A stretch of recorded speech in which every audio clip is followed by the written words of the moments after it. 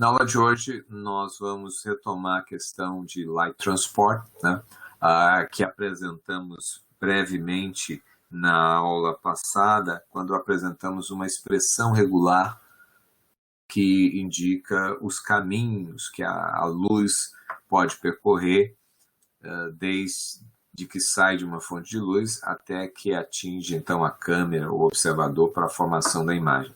E vamos também introduzir a equação de rendering, né? Uma equação muito importante em computação gráfica e que resume todos os algoritmos de rendering que existem, bem como todos os que poderiam existir, né? Em outras palavras, ela é uma equação que descreve o transporte de luz e, portanto, descreve qualquer algoritmo de rendering possível. Então, vamos lá. Bom, nós temos que começar a nossa discussão falando sobre a interação entre luz e superfícies, né? Então, dada uma certa quantidade de luz incidente a um ponto numa superfície, uma fração desta luz incidente é refletida de volta ao ambiente. A gente, quando apresentou o modelo de iluminação, a gente já falou sobre isso, né? Havia um coeficiente de reflexão difusa, um coeficiente de reflexão especular. Mais recentemente, a gente introduziu um coeficiente de transmissividade, que naturalmente é a soma de tudo isso, mas o que representaria a absorção, né, de energia por parte da superfície, a soma de tudo igual a 1, naturalmente, porque a energia ela apenas se transforma, né? Okay? Então, parte dela pode ser absorvida, ou seja, eventualmente aquecendo a superfície. Por exemplo, se vocês estão num dia ensolarado e tal, põem, digamos, a mão ali no sol, vai ser iluminado, parte daquela energia incidente ali vai aquecer, então, a mão de vocês, né? Naturalmente, porque tem outros comprimentos de onda também não visíveis, mas mesmo do ponto de vista da luz visível, se a eficiência luminosa não é máxima, então isso também vai acontecer. Mas vai existir uma fração dessa luz incidente que vai ser refletida difusamente, uma outra fração pode ser, então, refletida especularmente, se o material for translúcido, parte pode ser transmitida e por aí vai. Bom, quando a gente considera especificamente a questão da reflexão, a gente precisa modelar dois pontos muito importantes para poder simular, sintetizar imagens. Um é a questão da distribuição espectral dessa luz refletida e uma outra é a distribuição direcional. Veja que são duas coisas diferentes. Uma é a luz incidiu, digamos, luz branca, ela incidiu numa superfície e ela foi refletida, foi reemitida para aquela superfície, né?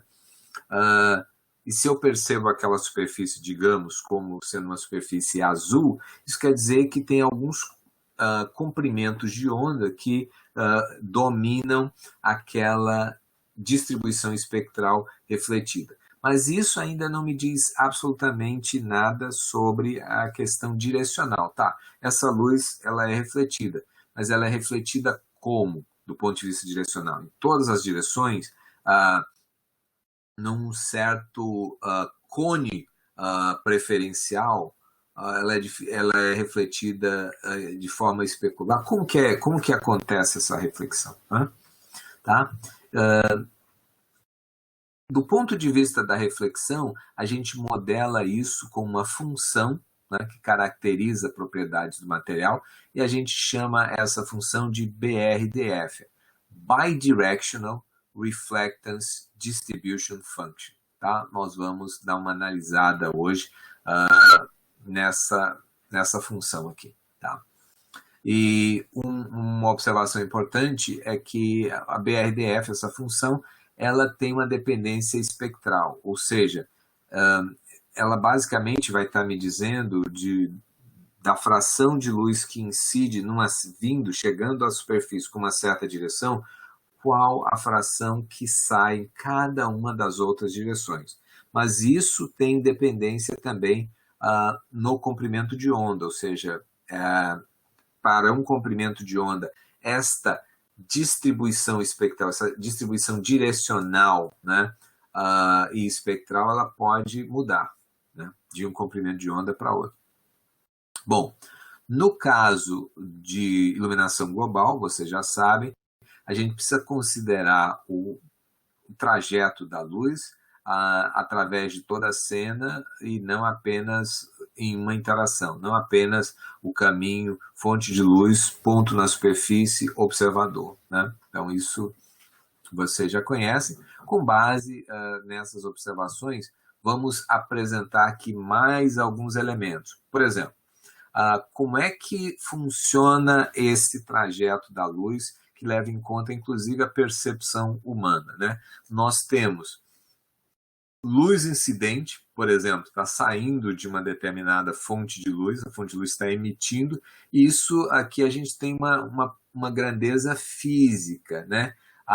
Tem propriedades ditas radiométricas. Para cada comprimento de onda, e a propósito, aqui eu me limitei a uma janela no espectro visível, digamos, de 380 até 780 nanômetros, a gente tem aqui, então, uma distribuição do espectro, né?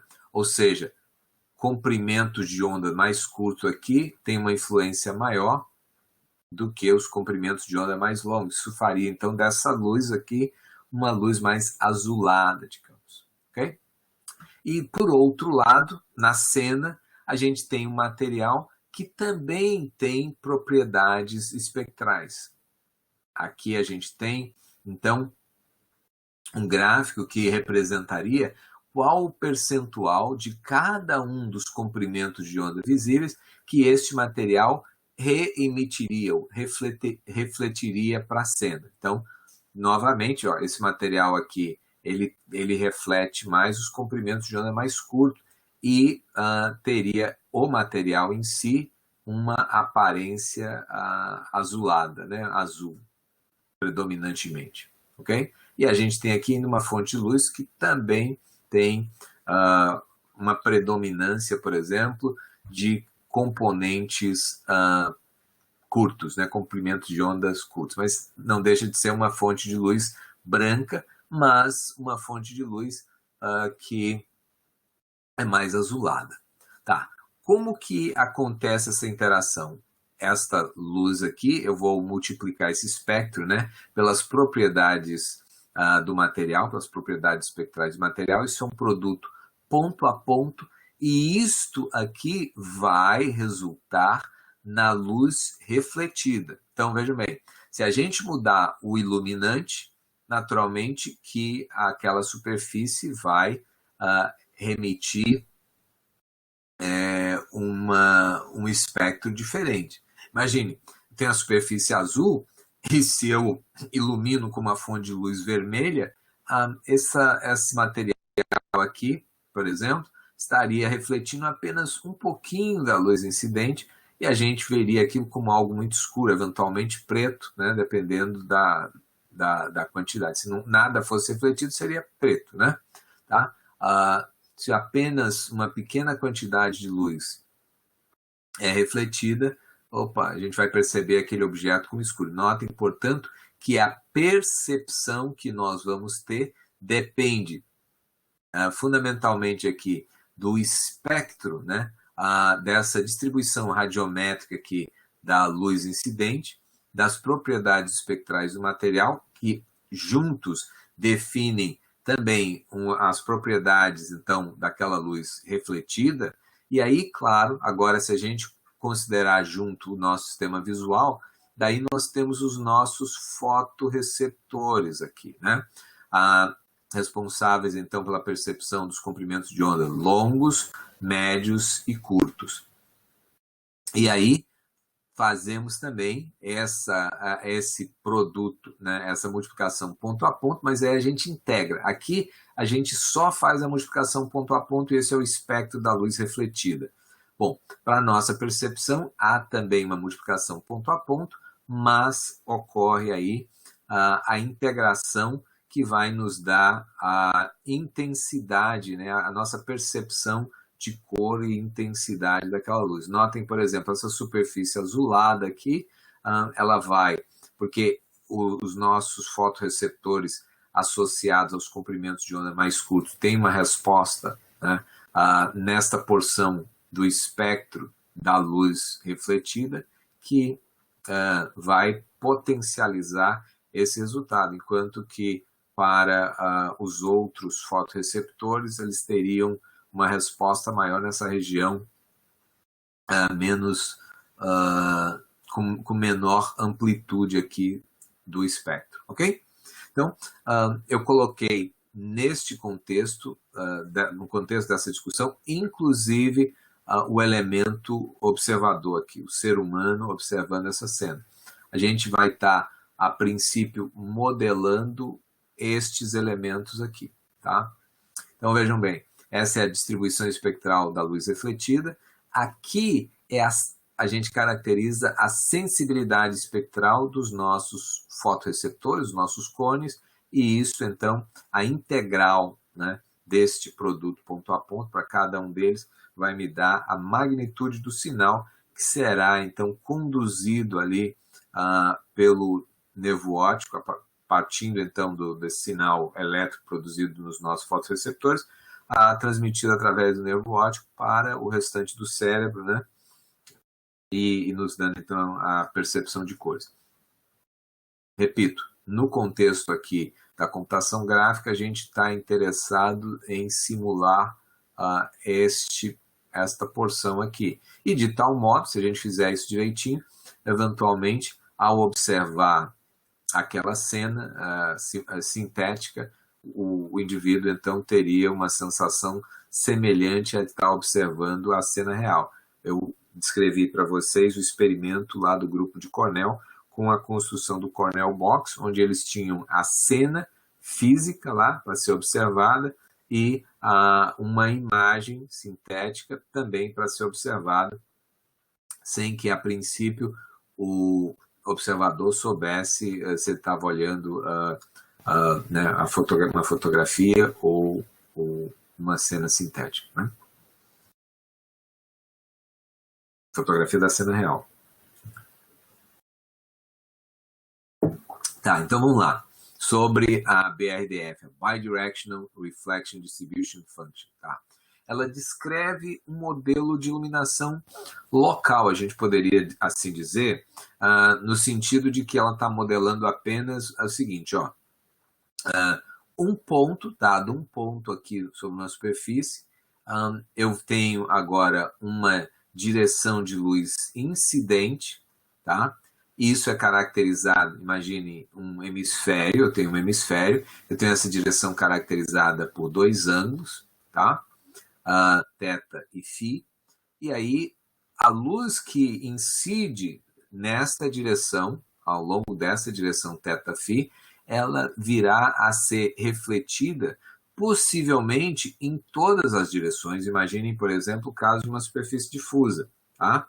E o que a BRDF vai me dizer é, dado uma certa luz incidindo numa certa direção θi, qual que é o percentual que vai ser refletido em cada direção θr, onde θr ser qualquer uma das direções aqui do hemisfério. Então, a função ela é definida deste modo. Então, f de um ponto x aqui, ômega i, ômega r, lembrando que ômega representa um vetor e pode ser caracterizado aqui por esse par θi, φi, e ômega r, θ r, φ r, tá?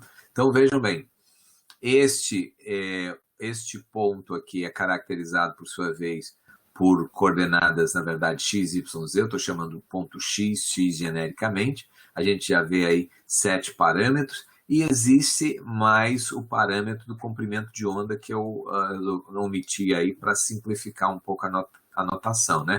Mas esta distribuição aqui, a forma como a luz é refletida, pode variar de comprimento de onda para comprimento de onda. Ok? Bom, então, esta função vai me dizer, opa, se a luz incidir numa certa direção ômega-i, caracterizada então por θi e φi, quanto por cento dela é refletida nessa direção, quanto vai numa outra direção, quanto vai numa outra, e por aí vai.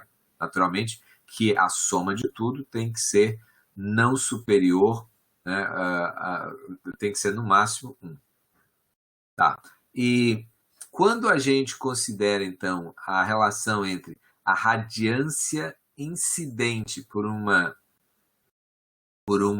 através de uma direção ômega-i e a radiância, que é representada pela letra L, né, refletida ao longo de uma certa direção ômega-r,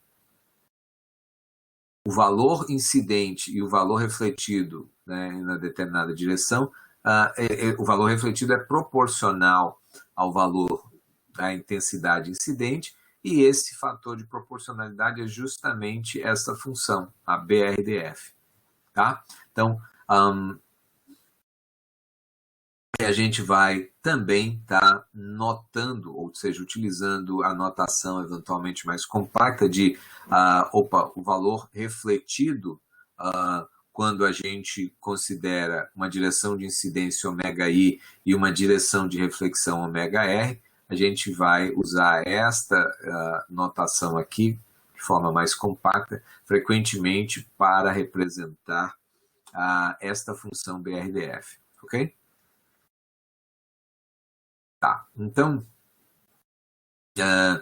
notem que vocês, inclusive, conseguem perceber o seguinte, ó, essa é a razão entre a radiância que é refletida naquela direção ômega-r e vejam bem, ó, a radiância que incidiu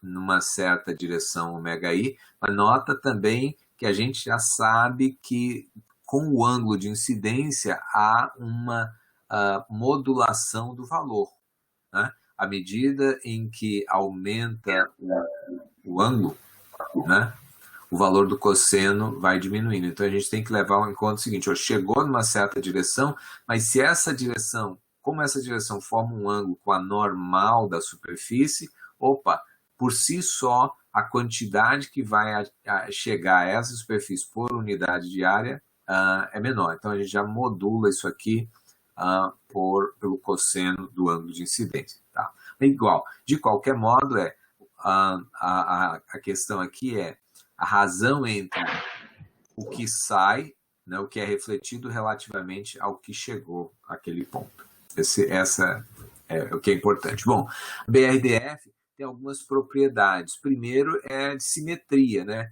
Isto porque quando a gente tem um fóton que se move, que se desloca ao longo de um caminho, ele também fará, por exemplo, o mesmo caminho de forma reversa, ou seja, o caminho reverso também, se viesse, em outras palavras, um fóton no caminho reverso, ele faria aquele caminho ao contrário. Tá? Isso quer dizer o seguinte, que quando a gente considera a função BRDF, se eu caracterizei, por exemplo, um certo valor quando vindo de uma direção I e saindo numa direção R, se a gente considerar o sentido contrário, ou seja, na direção incidente R agora, né, substituída, para que saia na direção ômega-i, o percentual vai ser exatamente o mesmo. Bom, uma outra propriedade é que, de um modo geral, BRDF é uma função anisotrópica. Isso quer dizer o quê? Isso quer dizer que, se eventualmente eu tiver luz incidindo numa certa direção, este camarada aqui pode, eventualmente, se espalhar de forma não igual, né? Não uniforme, nas diversas direções. E, além disso, o que é refletido numa direção não interfere absolutamente em nada no que é refletido em outras direções. Tá? Então, Se eu, por exemplo, isso não apenas porque é refletido, mas se eu tenho agora uma luz incidente numa determinada outra direção, a distribuição pode ser completamente diferente. Tá? Então, vou repetir aqui, talvez tenha ficado um pouco confuso. Primeiro, luz não interfere com luz que está trafegando em nenhuma direção. Então, se eu tenho luz incidente a partir de um ponto, a princípio, a distribuição de reflexão, ela como que essa luz incidente ela é refletida, é algo absolutamente arbitrário, no sentido de que o percentual que sai numa direção não vai estar interferindo no que sai na outra direção, exceto que a soma de tudo não pode passar de 1, né? Não pode passar do todo.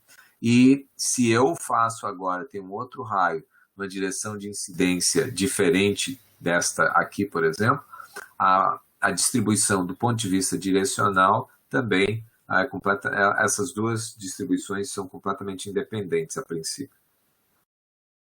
Bom, e um outro ponto extremamente importante que nós vamos utilizar em seguida na equação de Rayleigh é o fato de que a luz que vem, a radiância que é refletida numa certa direção ômega-r qualquer, ela é, na verdade, a integral da radiância que chega de todo o hemisfério e, vem de todo o hemisfério, estou integrando com relação ao hemisfério, estou aqui, vejam bem, modulando isso pelo cosseno do ângulo de incidência e multiplicando, então, pela BRDF, já com os parâmetros ômega-i e ômega-r. Ou seja, como a luz que incide de uma direção eventualmente se espalha, pode potencialmente se espalhar em todas as direções, então o que sai ao longo de uma certa direção ômega-r é, na verdade, o resultado daquilo que sai naquela direção que tenha origem em todas as possíveis direções de incidência. Tá? É basicamente isso ou melhor, é exatamente isso que essa equação está expressando aqui.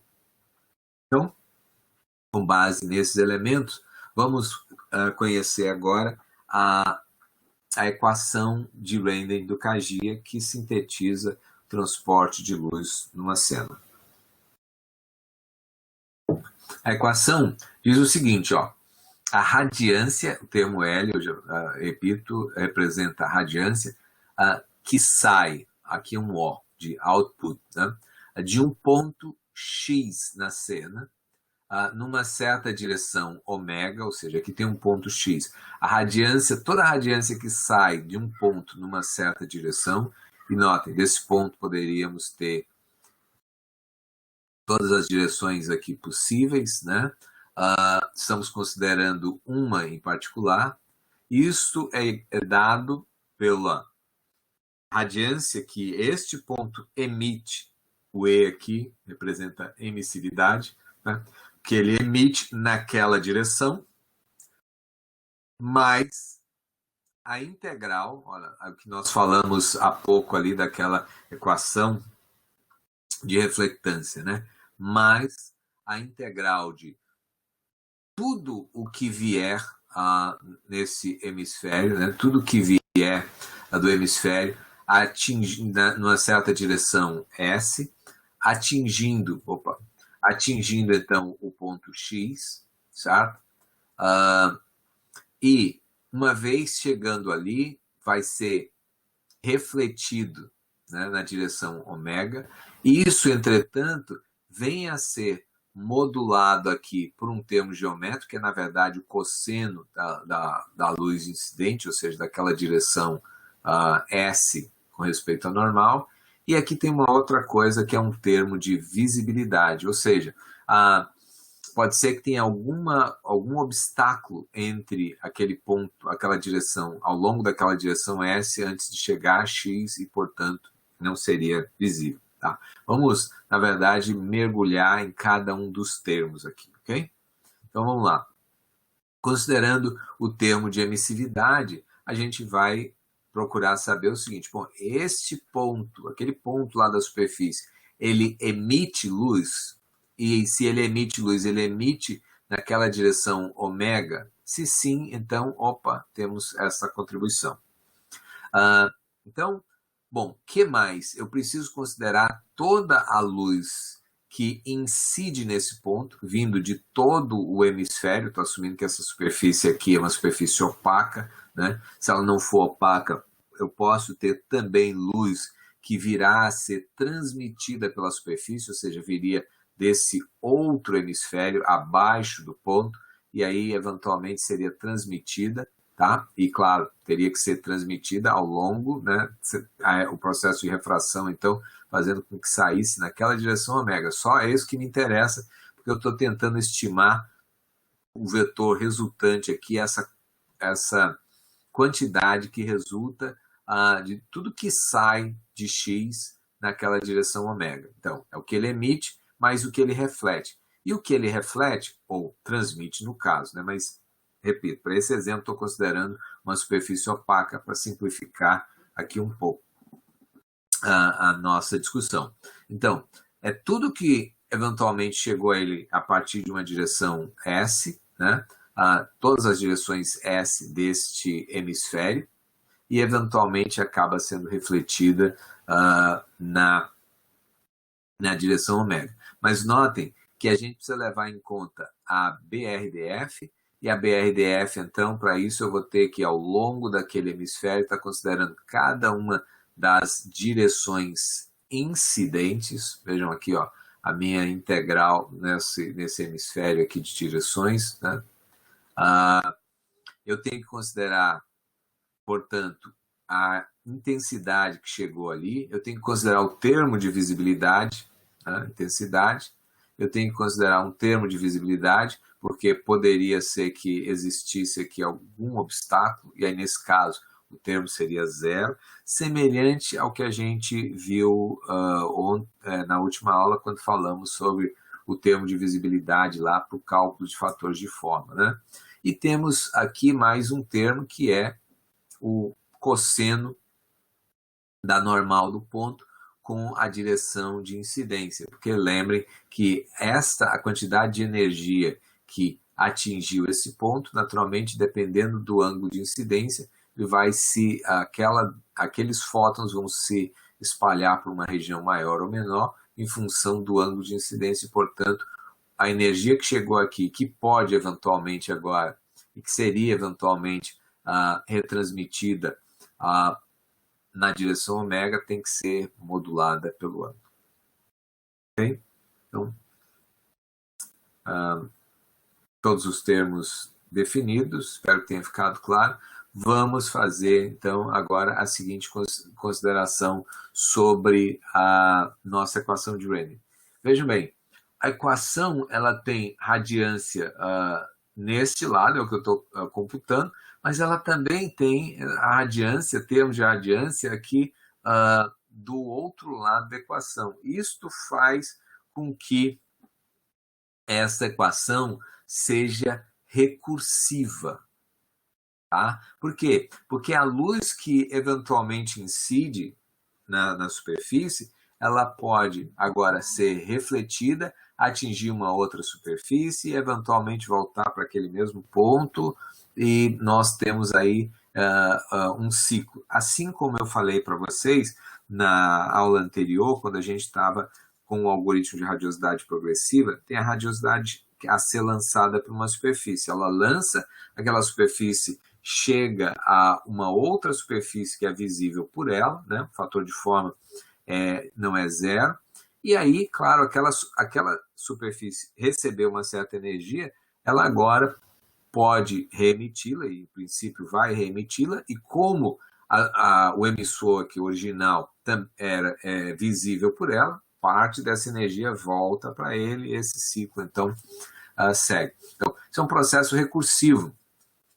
A gente não consegue avaliar esta equação diretamente, infelizmente, né? Tanto que, quando a gente vier, então, a utilizar esta equação para um Ray Tracer capaz de tratar superfícies difusas e especulares de um modo geral e tal, tratar todos esses caminhos de luz possíveis, a gente vai ter que apelar para um método numérico de integração, né? E é daí que surge o nome Monte Carlo Ray Tracing, porque a gente vai utilizar o método de Monte Carlo para resolver a integral associada à equação de Randall. Ok, mas isso é assunto para a nossa próxima aula. Tá, então vamos lá. A gente pode, entretanto, quebrar essa expressão como uma soma, né? Uma soma infinita. Tá? Eu tenho, por exemplo, o termo, o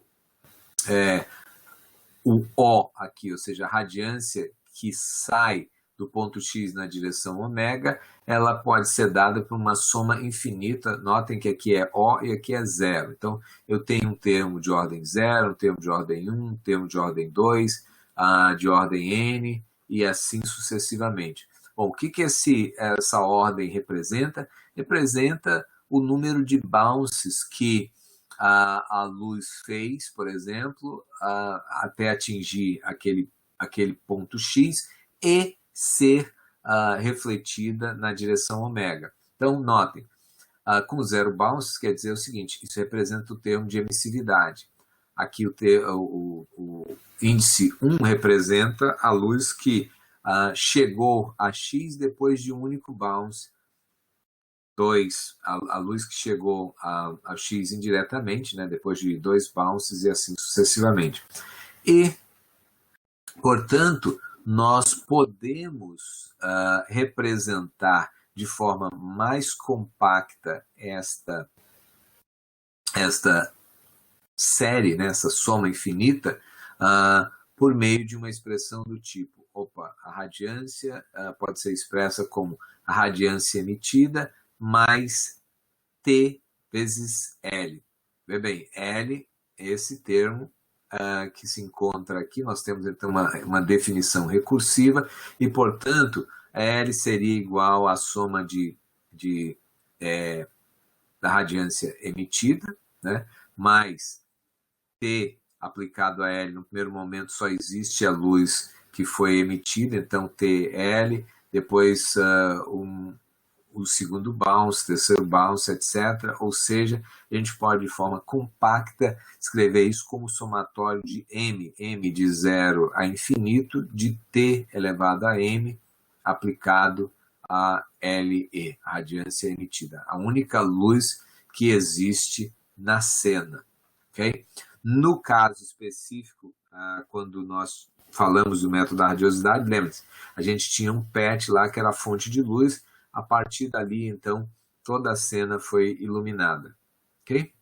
Então, vamos lá. Considerando essa expansão de Neumann, né, a propósito, eu não mencionei isso, mas esta representação como uma soma infinita é conhecida como expansão de Neumann. Essa expansão de Neumann, então, nós teríamos o seguinte, o termo de ordem 0 corresponde à luz que é emitida, né, por X na direção ômega. Esse seria o nosso LE. O termo de primeira ordem seria assumindo, por exemplo, que além disso houvesse algum tipo de fonte de luz, por exemplo, poderia ser que luz que está vindo do céu, do ambiente, por exemplo, está vindo aqui de diversos pontos, de todos esses pontos a princípio. A gente tem, então, cada ponto com a direção de incidência que varia com respeito à normal, e isto, portanto, precisará ser modulado pelo cosseno, né, entre a normal da superfície e a direção de incidência, bem como a gente vai poder considerar também a oclusão. Por exemplo, num ponto aqui, assumindo que isso fosse uma fonte de luz, né, o céu, eventualmente eu tentaria definir um raio que atingiria este ponto vindo desta região da cena. Naturalmente, o termo de visibilidade seria 0, porque haveria oclusão. Ao passo que desses elementos aqui não aconteceria, né? Então temos termos de primeira ordem. Então, de segunda ordem, como é que poderia ser? Eventualmente eu tenho raios que iluminam, né, atingem essa superfície, são refletidos, chegam até esse ponto, e daqui uma parcela do que chegou aqui, então, definido pela nossa BRDF, acaba sendo refletida na direção ômega. Tá, vamos adiante. Então, tendo observado esses elementos, como que a gente pode considerar aqui o transporte de luz numa cena em computação gráfica? Vamos lá. Considere, então, um observador, né, uma câmera, eu tenho um pixel, eu tenho esse observador, e eu considero um determinado ponto na cena. Tá? Já tracei aqui este raio. Bom, eu posso ter luz que, eventualmente, parte da fonte de luz atinge uma superfície, então, luz, o L, atinge uma superfície difusa e daqui vai diretamente para o observador, o olho, né, the eye. Mas eu poderia também ter luz que atinge uma superfície difusa antes de atingir este ponto na segunda superfície difusa e atingir o observador. Então, aqui a gente já teria um caminho caracterizado como LDDE. Percebam a construção dos termos da gramática, né, da expressão regular, melhor dizendo, que nós apresentamos para vocês na aula passada, onde tínhamos L, abre parênteses, D barra S, D representando superfície difusa, S especular, fecha parêntese, asterisco representando zero ou múltiplas vezes, e depois o E. Né? Vamos lá. Então, poderíamos ter agora um outro caminho, mais complicado ainda. Ó. L, difusa, especular, difusa, difusa e vem para o olho. E a gente pode ficar criando aí quantos caminhos a gente quiser, né? A gente já viu, inclusive, que aquela soma, a nossa expansão de Neumann tem um número infinito de termos. A luz, em princípio, vai ficar sofrendo esses múltiplos bounds. Isso não quer dizer que a gente precise ficar computando isso indefinidamente, porque, naturalmente, a cada bounce deve acontecer, é esperado que aconteça, alguma perda de energia. Então, a partir de um certo momento, a gente, essa luz aí que continua sofrendo os bounces, não terá mais uma contribuição significativa. A gente vai ter uma convergência para uma solução aí.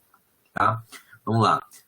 Um outro tipo, um exemplo de caminho. Então, sai da fonte de luz, difusa, especular, especular, difusa, e aí, temos na nossa BRDF esse ponto. Parte da luz que atingiu aqui, ó, esse ponto vindo dessa direção, também vai ser eventualmente refletida na direção do observador. E notem que, a princípio, cada um chegando de uma direção diferente terá alguma contribuição, né, para a luz que vem nessa direção e, portanto, para o brilho que é percebido, a intensidade percebida pelo observador para esse ponto da cena. Tá, então vamos lá. Eu falei para vocês que a gente poderia caracterizar qualquer algoritmo de rendering, né, usando a equação de Kaji, a equação de rendering, que é uma equação que caracteriza o transporte de luz, que por sua vez pode ser de maneira bastante compacta representado pela expressão regular que nós já conhecemos. Então vamos lá. Imagina um modelo de iluminação local. O modelo de iluminação local, a gente já falou, é aquele em que a iluminação de um ponto depende apenas da posição da fonte de luz, da posição e normal, ali, os atributos daquele ponto, e a posição do observador. Então, naturalmente, que se estivermos falando de um shading difuso, o caminho, né, da luz e a respectiva expressão regular seria LDE. Né? Então, conforme a gente já tinha visto antes. E se eu tivesse, por exemplo, numa superfície especular, tem lá um highlight, eventualmente ele seria LSE. Bom, E se eu tivesse, por exemplo, a propósito, se eu quisesse caracterizar como ficaria o primeiro caso, né? Uma cena representada com LDE. Ora, a gente não tem highlights, mas a gente tem uma variação no shading que depende da direção da normal relativamente à direção de incidência da luz, né? Então, um exemplo de cena renderizada utilizando o modelo difuso seria algo assim. Notem, eu tenho variações de intensidade, mas são variações suaves e que dão para a gente, então, a aproximação de uma superfície, né, que não reflete especularmente. Tá? Bom, vamos ver o caso que nós estudamos ontem, o algoritmo clássico de Ray Tracing do Turnwitten. Né? A ideia é que no momento em que a luz atingir alguma superfície difusa, vai parar. Claro, pode não atingir nenhuma superfície difusa. Poderíamos ter apenas múltiplas reflexões envolvendo superfícies especulares, ou nem isso, um raio vir direto da fonte de luz para o observador. Tá? Isso pode acontecer, mas a gente sabe também que existe a possibilidade de ter uma reflexão numa superfície difusa, múltiplas, ou seja, zero ou várias reflexões na superfície especular antes de atingir o observador. E relembro para vocês que esta restrição, né, definida pelo autor, pelo Turnwitten, objetivava justamente evitar uma explosão de raios no momento em que um raio eventualmente atingisse uma superfície difusa, porque, a princípio, a superfície difusa deveria espalhar a luz em várias direções e seguir esses raios seria computacionalmente muito custoso. Então, no algoritmo, à época lá, em 1979, 1980, ele decidiu, então, por não seguir esses raios, não traçar esses raios. De qualquer modo, a gente consegue produzir efeitos muito importantes. O que a gente não tem, então, é a troca de energia envolvendo a superfície difusa, passando adiante, então, raios para outras superfícies difusas ou especulares, etc. Então, vamos lá. O caso de termos atingido diretamente já uma superfície difusa, né? Então, essa aqui não vai contribuir diretamente para a fonte de luz, a luz incidente, né, diretamente da fonte de luz atingiu essa superfície, observador. Temos o caso de uma superfície difusa, mas poderíamos ter caracterizado uma situação como essa aqui, do observador, no caso, duas reflexões especulares, uma superfície difusa acontece aqui na parede, e aí, fonte de luz, paramos ali mesmo, tá? Então,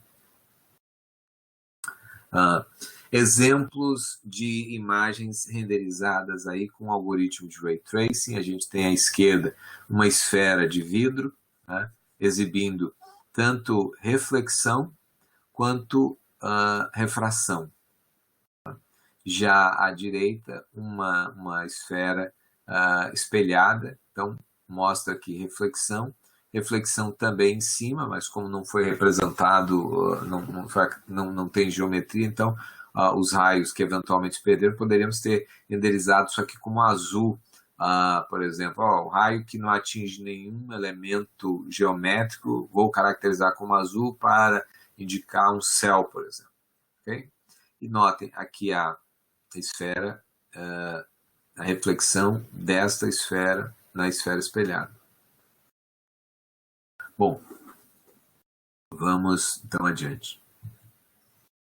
Um exemplo de cena, aquele mesmo animal lá, representado anteriormente, né, de forma difusa, agora de forma especular, né, um espelho ideal ali. Então, E poderíamos também, quando a gente fala em superfície especular, não quer dizer necessariamente que se trate de reflexão especular.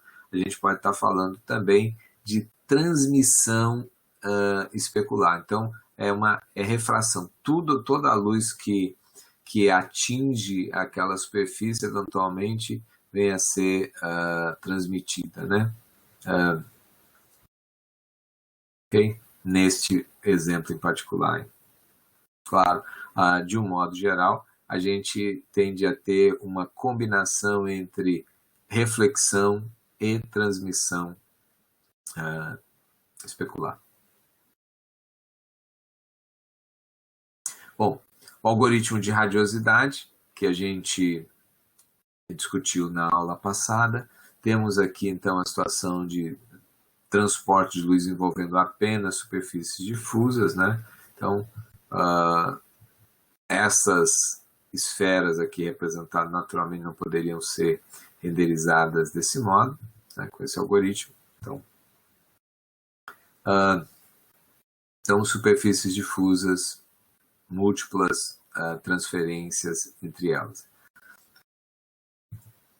Exemplos de cenas renderizadas, por exemplo, com o método da radiosidade. Notem que, neste caso, tem uma textura lá fora, a gente não está renderizando aquele conteúdo de cena, isso aqui aparece como se fosse, digamos, uma textura, e estes elementos, sim, são tratados como fonte de luz.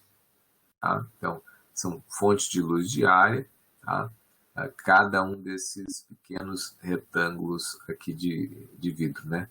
Mas o que está ali fora é apenas uma textura. Estamos tratando apenas o interior da cena. Bom, chegamos ao caso do Ray Tracing bidirecional, do Jay Marvel, que também comentamos na aula passada. Lembrando que tínhamos 2 passos. O primeiro deles, em que a gente traçava raios da fonte de luz para os elementos especulares, de tal modo que acumularíamos ali, né, eventualmente, cáusticas e salvaríamos essa informação, aquela energia que atingiu a superfície difusa, no light map. E isso, então, no segundo passo, seria utilizado para a situação em que um raio atinge aquele ponto, né, aquele elemento, aquela superfície difusa, e a gente avalia a textura associada àquela superfície, verificando se ali foi armazenada, então, a energia, né, fótons, etc. E aí eu agora utilizo isso para fazer a renderização num passo, digamos assim, o segundo passo é um passo convencional de Ray Tracing. Atingir uma superfície difusa, ali eu vou parar, verificar se havia, então, algum acúmulo de energia lá, e também vou fazer a minha avaliação do modelo de iluminação local. Né? Eu poderia ter cáustica produzida com relação a uma fonte de luz, mas poderia também ter uma outra fonte de luz que ilumina, né, que contribui para a iluminação daquele ponto. Né? Poderia ter uma ou várias. Não contribui para a cáustica, mas contribui para a iluminação. Então, iluminação difusa ali. Bom, mostramos também o caso da combinação de radiosidade e Ray Tracing. Aqui a gente pode, inclusive, fazer não apenas com Ray Tracing, mas o Ray Tracing bidirecional mesmo, né? Indo já um passo adiante. Então, no caso, teríamos solução, por exemplo, que envolveria uma solução a priori de radiosidade. Depois disso, a gente traça raios, né?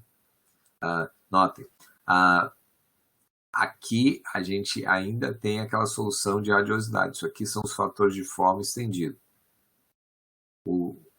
Uma vez que tenhamos uma solução de radiosidade que convergiu, então traçaríamos raios especificamente para os pontos aqui, os objetos que são especulares, refletores, né? Então especulares tanto porque podem refletir como porque podem produzir cáusticas, e naturalmente eu precisaria, num caso como esse, para fazer adequadamente, já conhecer os locais onde os valores, né, os valores aqui de energia foram depositados nas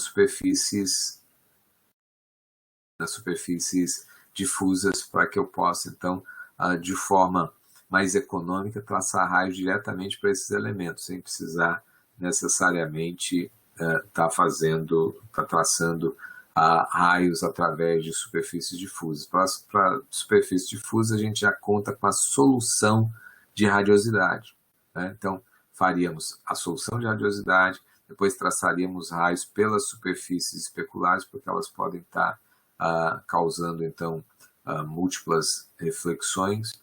Além disso, precisaria fazer o depósito de luz nas cáusticas, e marcando isso aqui, então, agora, traçar raios especificamente para essas regiões. Bom, ok. Então, um exemplo aqui de imagem renderizada usando Monte Carlo Ray Tracing. Nota, isso é Ray Trace, há superfícies difusas, tá? Superfícies difusas, e ainda assim a gente consegue produzir imagens onde há troca de energias entre essas superfícies, etc. Okay? O fato é que se fôssemos traçar uma infinidade de raios, cada vez que um raio atinge uma superfície difusa, no caso, né, do algoritmo de Ray Tracing, o custo computacional seria extremamente elevado. Né? A gente não faz isso. Então, Monte Carlo, vocês já sabem aí a técnica de integração, que vai estar utilizando uma abordagem probabilística, vai estar, ao invés de traçando múltiplos raios, vai traçar um raio, arbitrar, né? Gerar, por meio de alguma distribuição de probabilidades, uma direção para que o raio seja traçado. Nós vamos traçar esse um raio aí, de tal modo que não houve uma explosão de raios. Entretanto, isso tende a tornar a imagem ruidosa. Nós vamos discutir essa questão na próxima aula. E, por conta disso, a gente precisa traçar muito mais raios para que a cena possa convergir e que a gente possa ter um resultado como esse. Existem também técnicas de pós-processamento, né? Uma vez que eu tenho o buffer produzido por um Monte Carlo Ray Tracing, que eu ainda não deixei ele convergir para uma imagem bonita, como essa completinha ainda está muito ruidosa, mas a gente pode, então, aplicar técnicas de filtragem para remover, para minimizar o impacto do ruído na cena. E é isso que muitas empresas têm utilizado, como a Pixar, na produção dos seus filmes, utilizando Ray Tracing, né? Então, muito frequente hoje, então, o uso, por exemplo, de denoisers, né? Baseados em Deep Learning para fazer redução de ruído de cenas. Então, eu quero produzir imagens em um tempo mais curto, né? Não preciso esperar um tempo muito longo de execução, porque preciso gerar vários frames gerados em alta resolução, porque essas imagens vão ser exibidas na tela de cinema, por exemplo. Né? Então, artefatos seriam facilmente identificáveis. Então, eu vou gerar essas imagens com qualidade, mas ainda está sujeito a ruído, e eu vou, então, usar um processo, né, um acabamento ali de filtragem, de denoising. Isso é feito usando técnicas de Deep Learning. Mas nós vamos discutir Monte Carlo Ray Tracing na próxima aula. Bom, uma outra técnica que é bastante interessante também, chama photomapping. É uma tentativa de acelerar, ou seja, não é uma tentativa, é uma estratégia, uma técnica que existe, ela busca acelerar os algoritmos de path tracing, ou seja, esses algoritmos que traçam muitos raios e definem aleatoriamente, né? Monte Carlo Ray Tracing e Path Tracing, de certo modo, esses dois termos se confundem.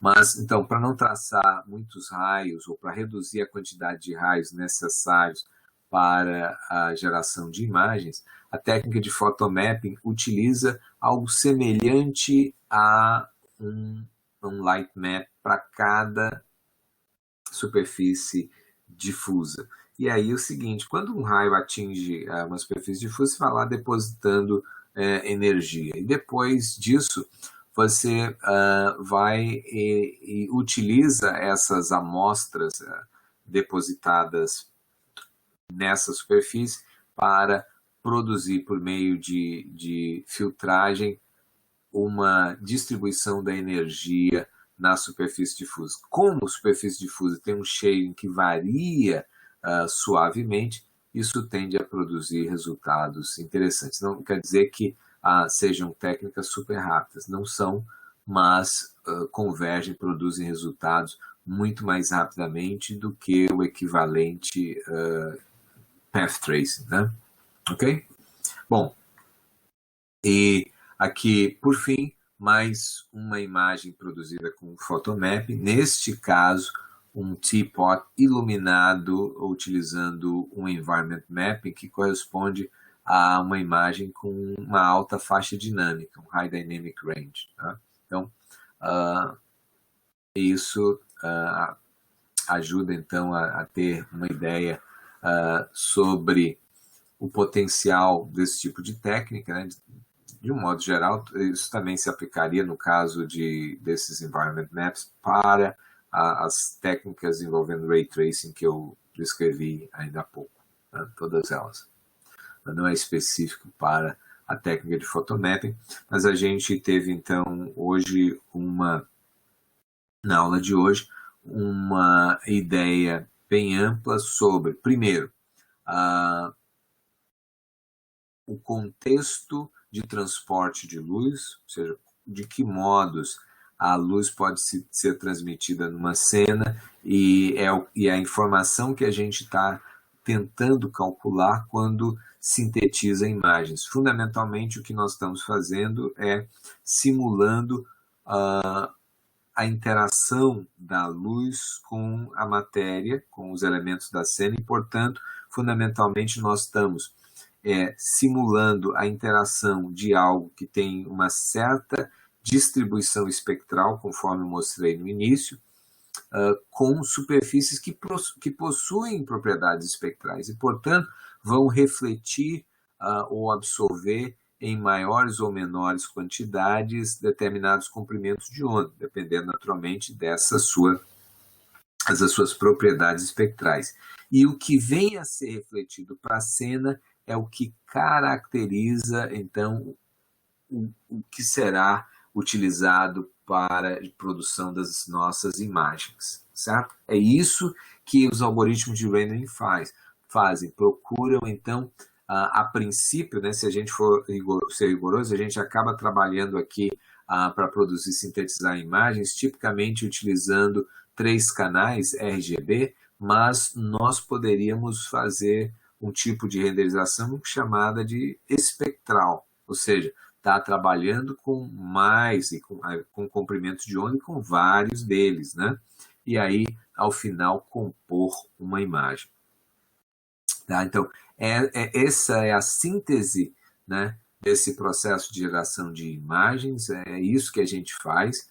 Nós mostramos que a equação de rendering, apresentamos para vocês a equação de rendering, mostramos que ela sumariza, né, de uma maneira formal todas as formas de transmissão de luz na cena, de todo o transporte de luz, por isso ela é uma equação extremamente importante para a gente em computação gráfica, tá? Portanto, todos os algoritmos de rendering precisam respeitar essa equação e cada um deles pode ser, então, tratado como um caso especial da equação de rendering. Mostramos ainda que, de uma maneira mais compacta, a gente representa o que a equação de Randall sintetiza por meio de uma expressão regular. Tá? Falamos ainda que a equação de Randall, por ser uma equação recursiva, a gente não tem uma solução analítica para ela, a gente vai precisar resolvê-la, né, de forma numérica, e um método extremamente poderoso e utilizado para avaliação da equação de Randall é o método de integração de Monte Carlo. Nós vamos estar estudando isso aí na nossa próxima aula, ok? Então, isso encerra a nossa aula de hoje.